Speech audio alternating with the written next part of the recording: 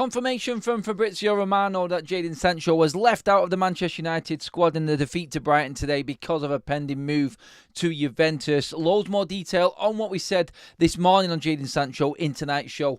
Information on what is happening and what Manchester United are demanding from Juventus as well. Scott McTominay progressing. Also, was that his last game? That was the last game of football before this transfer window ends. What do Manchester United need to do?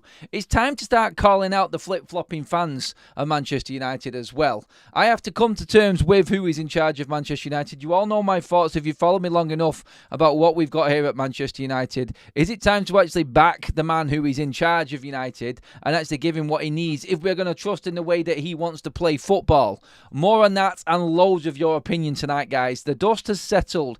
Everyone else has played. United are a country mile off anybody else who is significant in this league and challenging for the Champions League. Is it a slap in the face for me? Is it a slap in the face and a big reality check for most United fans right now? This is Forever United TV. It is the aftermath of the game and your transfer update evening show, everybody. Get involved. Subscribe and make sure you've got your notifications on. This is going to be one hell of a last week of the window. And my God, did today prove that Manchester United need to get busy in these last few days? Please do give the video a like as well. Let's get up to 1,000 votes and let's get cracking with what is important and what we need to be talking about now with United. Honestly, Ten Hag needs help. Ten Hag desperately needs help. There's no one on that sideline, it seemed today, that wanted to actually tell Ten Hag, look, Eric, no, don't do it. Everyone else can see it. But have the new staff at Manchester United been suckered into the old ways of Manchester United again? Oh, good God. Like, look, first of all, I put a tweet out there earlier on.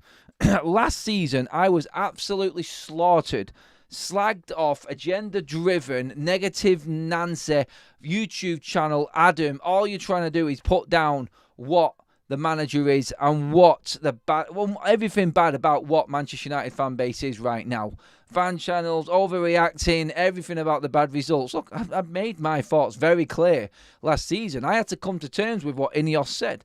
I back the new regime. And if they're going to back Ten Hag, we need to back Ten Hag as well. So I'm now hearing the same people who were fully Ten Hag in, absolutely slaughtering him today for what he has done in that game and his in-game management. What did you expect? Like, what? You think it's going to change all of a sudden? No, you know what's coming. So what really needs to happen is you need to give him something that works alongside how he wants to play. There is no style of play. There never is. Like, there was more solidness and more shape at times. I made a tweet earlier on. I said, look, Manchester United today were better in shape at times, but when you're going to get moments and lapses in concentration like we are, and you don't score enough goals, and this problem is going to keep coming around, we're going to keep losing games, Ten Hag will lose his job. It's as simple as that. And then someone sent me a screenshot of the one that everybody's seeing with the gaping holes in Manchester United's defence. 8 defenders in the box when that cross came in, and 3 forwards unmarked. Now I went, no, that's not the shape. And he made a point of saying, is that the shape that you're talking about? I went, no, it's not. The majority of the game, 85% of that game, United's shape was fine. No problem at all. But the lapses in concentration are made even more, making it, well, they're making us more aware of them simply because we can't put the ball in the effing net. It is as simple as that. You don't win the race for places in the early stages of the season, but you definitely lose it. And already Manchester United being where we are with Liverpool on the horizon, you don't want to be 5 or 6 points behind after 3 bleeding games. But that is what we're looking at unless we sort something out very quickly this week. United need more. It's as simple as that. And you know what? I didn't, and I wasn't surprised. I said it. Look, I've not even gone in on Ten Hag that much. Like, I don't understand why you would bring Bruno Fernandes off. All of a sudden, he's had this massive, brain malfunction, I would seem. Like, when you actually want to score a goal, you take Bruno off and put McTominay on. I made it clear in my match analysis in the post-match reaction show. Like, look, Scott McTominay needs a Bruno Fernandes to be on the pitch with him to actually be effective in the game. That Scott McTominay cannot do what Bruno does and what Scott McTominay does. Scott McTominay is not that talented when it comes to creating chances. He's there on the end of them chances. And why you use him as an impact sub? Because you've got them creative players in there to produce that. There was no one else there in that midfield. You basically replaced Bruno Fernandes, the one creative spark, the one that some people have slaughtered him for the pass that was into Garnacho. It was the perfect pass. Unfortunately, Xerxes doing his job and his momentum took him in and took the goal away from Garnacho. But let's not forget, Bruno Fernandes was the one that was sliding that ball across. That would have been another assist for Bruno. Honestly, right now, looking at Manchester United, the biggest problem is that hitting the back of the net. Look, honestly, you need to give Ten Hag an out-and-out goal scorer. He's not going to make a system up that works and everybody chips in with goals and we don't create enough. And when we do get chances, you need to have someone prolific to put the ball in the back of the net. Højlund did well last season. Bruno's goals are not going to get us out of jail forever and a day. And you expected Manchester United to bring a player in this summer that was going to help with the goals. And you thought we might have had it with Xerxes. He's a different sort of player, but he isn't an out-and-out prolific goal scorer. Ten Hag needs more.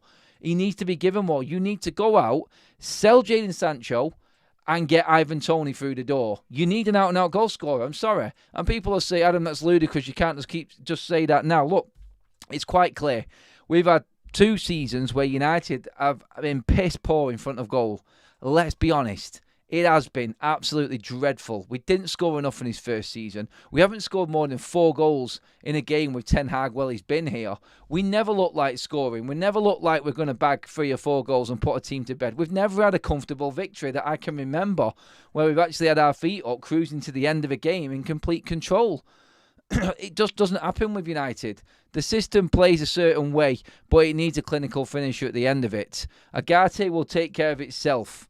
I mean, someone who is disciplined in that midfield role, unlike what Casemiro was today, and that will be highlighted more and more and more. But it's important to remember, Gary Neville picking out Casemiro and him going walkabout, which he did, is drilled into him by making a quick-fire break from being defending deep. All these players are programmed into doing what they do. And Casemiro running out, when it looks like we'd won the ball back, is instruction and coaching. It's not a natural thing to do. When your back's to the wall, you sit deep and you defend. But if you've got a player like him, holding midfielder, running out the box, it's to try and help and do the job that bleeding Bruno Fernandes should have been doing, but he was taken off. So Casemiro took it upon himself to go for walkabout, left his man at the back stick, along with how many other bleeding defenders doing it. And that's the problem. Away we go. Everything that was good put to bed and finished off because we can't put the ball in the back of the net. And then when everyone starts slagging off the defence and mistakes like this, it's even worse because it's cost us. Like, we scored and we could have scored so many more goals. Like, Ahmad should have scored a goal. Like, Rashford should have stayed on side in the first half and scored that one. We were unfortunate with Xerxes and the Garnacho goal. Obviously, we had Ahmad's goal as well. We had plenty of chances to put that game to bed. And let's be honest, Onana wasn't really picking off save after save after save, was he? He wasn't. So, yeah, really. And all these fans that are absolutely laying into Ten Hag now, from there actually are not. I think I've lost connection. Oh, yes. Just let me know if I'm actually still live, guys. I think my screen just went completely off. I'm not sure. I think I'm live still. But I think my system had a bit of a meltdown there for a minute. And sorry if I did go off. Right, okay, I'm back on again. Right, sorry about that. I had no idea what happened there. But I feel like I think there's a sabotage party going on next door right now. And everything's scrambled up with the Wi-Fi somewhere. Anyway, let's get into your thoughts on where Manchester United's major issue is. I want to talk about going into this window this week and what we actually need. We know that Jadon Sancho has been communicated with Juve. I'm going to talk about him in a minute. But I want to know, after that game today, is what do you guys think Manchester United need more? Do we need that obvious holding midfielder? Yes, I think we do. But what is the priority of that? After watching United again and not being able to finish, what do you think? Lee Mark with a super chat says, this manager has 0 excuses this year. Hates to be the prophet of doom, but he's making the same mistakes time and time again. Another away loss. Ten Hag has lost more games away from home than he has won in his time as Manchester United manager. That is shocking.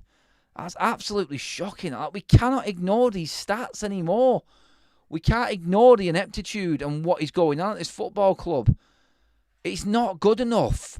yes, we'll go on and run that, and I think we'll be all right. And it is early doors, and we don't want to knee-jerk react, but the signs are still there. It's the same old problem again, isn't it? And do you believe that Højlund and Xerxes are going to be getting us enough goals? Do you believe that they're going to be playing enough games together to work up a partnership?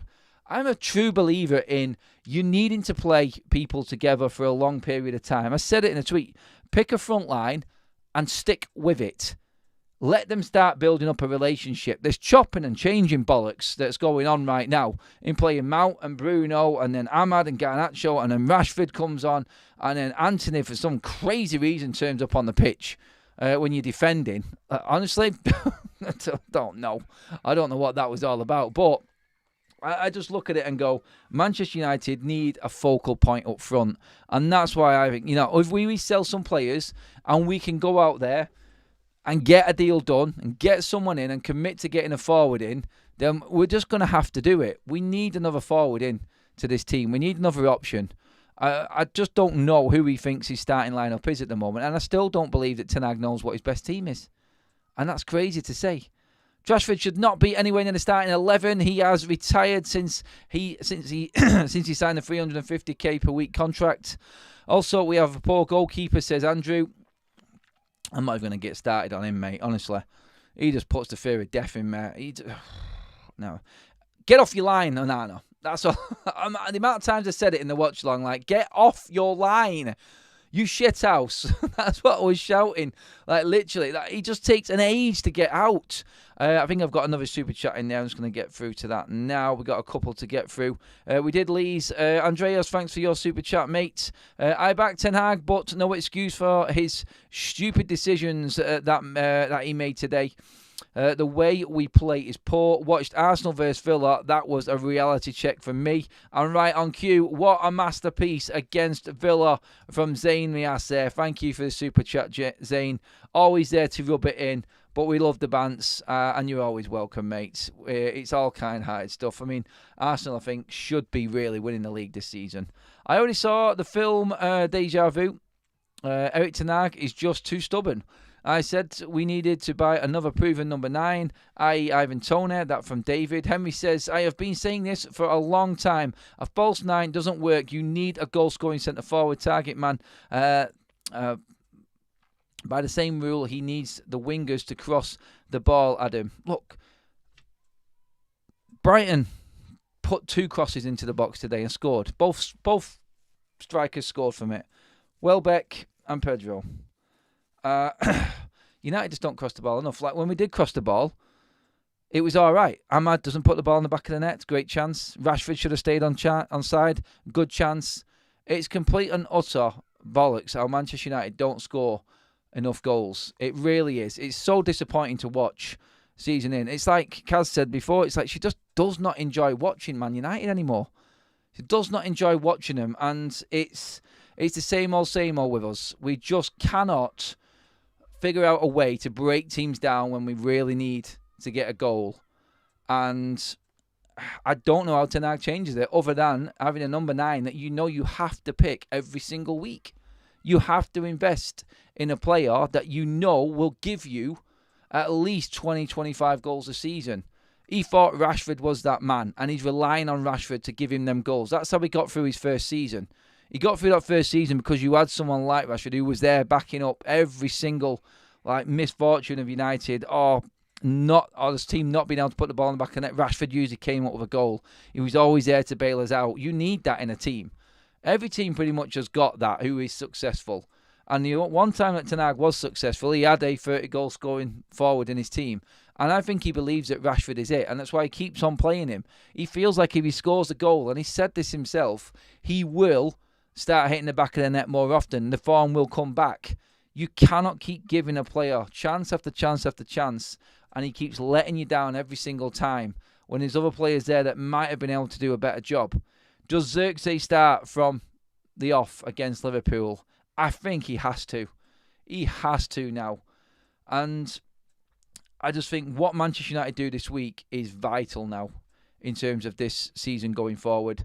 Getting Sancho out the door, like we said this morning, is vital. And like you can see, Romano has put a tweet out there saying Sancho was left out of the squad today. simply because he needed, he couldn't be risked, and there is an impending move to Juventus. That is important right now that we see that deal through. There was another headline that came out regarding Jadon Sancho earlier on today after the morning show, and it came out from The Athletic, and The Athletic was that Manchester United will only sell Jadon Sancho on loan if there is a loan fee, his wages are covered, and there's an obligation to buy included in it. So all of the stories we've heard about the possibility of United letting Jadon Sancho go, putting a contribution to his wages, The Athletic are saying that is complete and utter nonsense and bull, and it won't be happening. Manchester United are going to get money for Jadon Sancho, and they're not going to pay his wage. They would rather keep him at the club than pay his wage for him to play somewhere else. That is the stance. So right now, even if Romano is saying that Jadon Sancho is close to a move or is in communications with Juventus and they're going well, it won't be for going out on loan and having an option to buy him. That's not on the cards at all. And I'd be very surprised if it changes after what The Athletic have said. So, yeah, really interesting update regarding Jadon Sancho and what's happening there. And I do believe that United now are actually open to keeping Jadon Sancho, because I don't see Juventus going along with that personally.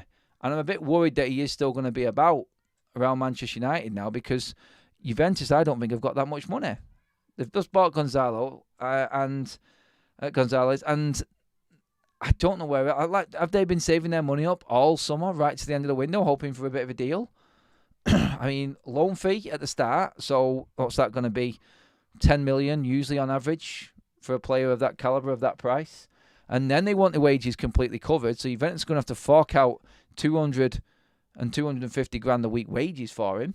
So what's that? Like nearly 300 grand a week in euros for him. And they're going to have to put in an obligation to buy him at the end, and they want 40 million. Oh, I tell you, I like it. I don't think it's realistic. I think it'd be absolutely fantastic, and I will bow to Ineos and the new structure if they can make that happen. I just cannot see it happening. I don't see how United get that amount of money for Jadon Sancho. So, no. Hopefully they can pull it off. And like I said, I applaud their stance on it and how much money they think they should be getting out of the deal and not buckling just to get a man out of the door. I actually thought this morning that was the avenue they would go down, just to help Ten Hag out. Over 1,000 in the room, and we are still shy of 200 likes, guys. Come on, get them likes up. Thank you, everybody, for joining us. Please do hit that subscribe button as well if you are new to the channel. We are live 3 days a week, free content constantly throughout every single day, guys. So make sure that you do subscribe and hit the bell notification button. And also give the video a thumbs up. Like the video, guys. Let's get them likes a moving. Come on. Martinez has been effing terrible, says Larry. I think that's how you say it. Sorry if I said it wrong. Why the hell did we buy him? By who was that? Xerxes? Probably. David says, he's said that one out already. Let me just see. Thanks a lot to any new subscribers joining tonight as well. Really appreciate all of the support and everyone getting behind the channel.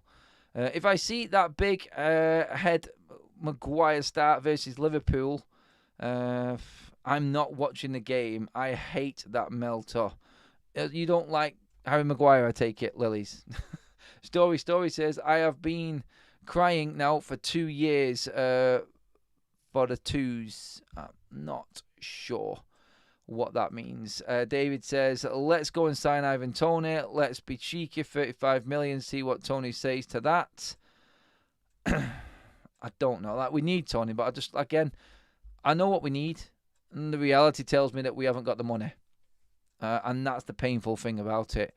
And going into the season with the way that Ten Hag wants to play, knowing that we are going to struggle to open teams up, and it's going to be the odd game here and there that gets us encouraged. But right now we're already looking at closing the gap on the top four and needing to put 2 or 3 wins together. Are you confident United can do that? I'm looking at every team and the way they play. I'm looking at the way West Ham are playing. Villa were unlucky, but Arsenal dug in and got their win. City just going on their usual rampage again, effortlessly. Spurs smashed Everton to pieces today again. They're ahead of us. Newcastle play Bournemouth tomorrow. As you can see, the table already below, like Man United in 12th. I said like Ten Hag needed a draw, really, to have his best ever start to a season. It now could be looking like his worst ever start again, like it was last season, if we don't beat Liverpool. That is such a huge game now for Eric and the United team, because it will be demoralising after everything they've worked on. And there is a togetherness and there is a good vibe there, but there's only so much you can keep that up and be encouraging and positive when you keep losing. And losing games is everything. It's like Scholes came out and said, look, I didn't see any change from last season at all in what they were doing today. Good spells here and there, not taking the odd chance here and there and losing the game late on. It happened all last season and it happened again today. And that's his 4th defeat in 5 against Brighton now. And that stat alone, the one that was up earlier on today, Manchester United haven't won any of the last 16 away games when we've gone behind. That's crazy. No, I think we won 2, I think. We've won 2 of the last 16, I think it was. Or something like that when we've gone behind in the away game. So it's like if the team goes in front, is that it? It's over. And for Ten Hag to have lost more away games in the Premier League than he's won, again, like the red flags and alarm bells, something is going wrong. And hopefully, I hope the likes of HAG and Van Nistelrooy can get a grip and help Ten Hag out here, because he needs it. Someone needs to tell him he needs to drop certain players, and someone needs to tell him, look, you need to move past this idea of the inverted fullbacks and the inverted wingers. You need to provide a centre-forward with crosses. You need to provide him with service. It's the only way you're going to get guaranteed goals, because he's been trying to do this system for 2 years and it's not worked. And if he tries it again this year, he's getting the axe. And let's not forget, it will be easy for Ineos to get rid of him at the end of this season, because he's only going to have 1 year left again. They've not given him a new contract. They extended the old one. So at the end of this year, he's got 1 year left. And it's not on their terms. So they can easily just go bang. See you later, Eric, if it's not working. He may not even last the season out if he carries on. Look, I think the form will turn around. I think we will start getting... I think Ten Hag will get a reality check and understand that he needs to play a different team. He needs to play a little bit differently. He needs to get Xerxes in the side. He needs to have that focal point and that man going forward. And until that happens, I just don't think United are going to change. Until Ten Hag changes, United's fortunes won't, sadly, because the system he's been trying to force on everyone is not working. We have a super chat from Tom Porters. Thank you, Tom. And I was confident of beating Liverpool before today. That's crazy what a victory does and what a defeat does to you, isn't it? The way we play in this system, with this manager, with these players, we will never win the Premier League. You know it and I know it. And that's from Brodemons. Sorry if I said it wrong again there, mate. But I get you. I get where you're at. Honestly, I do. It's painful, and we don't want to. We have a poll. We have a poll up in the chat right now, guys, as well. What is needed more? Striker, CDM, or other? Striker and CDM are at 46% apiece right now. So it shows where everyone is thinking and where everyone knows the issues are at the club at the moment. We're in drastic need of goals to bail out the issues at the back. There's only so many times that the defence can make mistakes. And if we haven't got goals at the other end, then mistakes are going to be more and more costly as the season goes on. I mean, let's have a look, actually. Let's test you guys out and see where we're actually at in terms of these games coming up. So let's have a delve into where United are at. So we've got Liverpool. And then when we come back from the international break, we've got Southampton away and Palace away. Southampton away, luckily, is the first game back, but that's at 12:30 again. So first up of the weekend, again, against Southampton. I don't like these away games. And again, they're making Man United fans travel all the way down to the south coast to play bleeding Southampton at 12:30. It's a joke. Oh, yeah, then guess what we're doing? The Saturday after, they're making us play Crystal Palace at 5:30 in the evening. Are they just completely shafting Manchester United right now? Honestly, Southampton away is not the happiest of hunting grounds for Manchester United. Crystal Palace is a bleeding nightmare, as we know, and they're looking to bounce back after a poor defeat as well. And then we've got Tottenham at home. Are we confident about that? Our record against Spurs at home is fantastic. But Spurs are flying again a little bit under Ange. And then we've got Villa away on the 6th of October. So that next 5 league games for United. And in between all of them, we've got the League Cup and the Europa League games as well. So really, it is a massive, massive month and a half now for Erik ten Hag and Manchester United to try and figure out a way and a system to. I remember them other channels that were actually backing Ten Hag and driving the agenda, getting the whole fan base behind the manager. Well, that same channel is about to drop another video saying that Ten Hag is now under pressure. Oh, you turncoat mofos! Oh dear God! Like honestly, you cannot write it. What these people are and what they do, I do not know. Look, I wanted to just get this video out tonight. Just to lay it out there. I'm sure we'll have more news regarding the transfer front overnight, and we will be back at 8 o'clock on Sunday morning. But I'm just going to get your opinions now. I'm going to read through as many comments as possible just to finish everything up. So now's your chance, guys. Get into the comment section and let us know if I'm actually with you guys or not. I don't know if I am. I've had serious connection issues tonight. Just to top everything off, I don't think I am. I'm talking, but I don't know if anybody can hear me.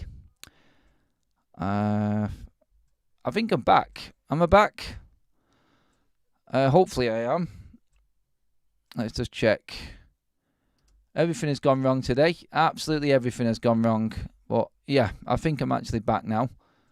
So let's just wrap things. Refresh. Adam comes back. Okay now. All right, I'm back again. Oh God, tell you what.